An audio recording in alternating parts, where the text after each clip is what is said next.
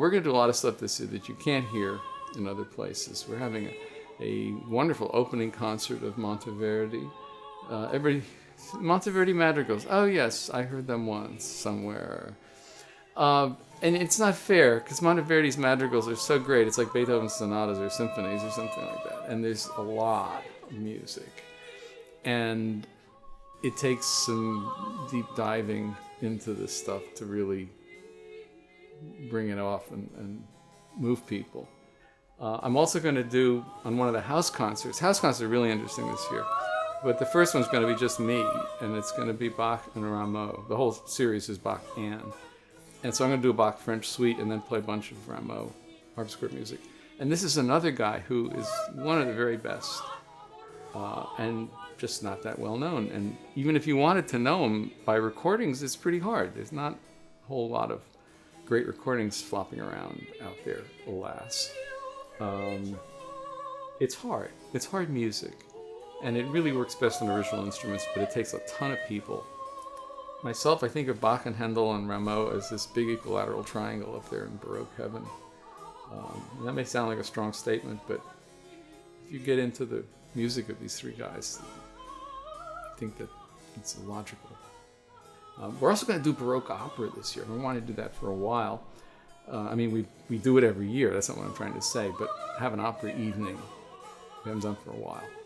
And instead of doing a production. So on New Year's Eve, we're going to have what amounts to a New Year's Eve kind of concert with all sorts of highlights from all these different Baroque operas, and maybe we'll dip into Mozart a little bit. I've already got the plans.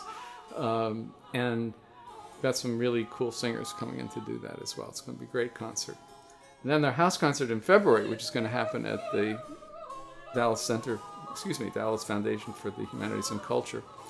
We're going to have 3 gamba players, and it's going to be around the idea of Saint Colombe, who was a great nobleman gamba player in 17th century France. And he had 3 daughters who were the original girl group, Les Filles de Saint Colombe, the daughters of Saint Colombe. And they went around playing viol trios. They were apparently very good.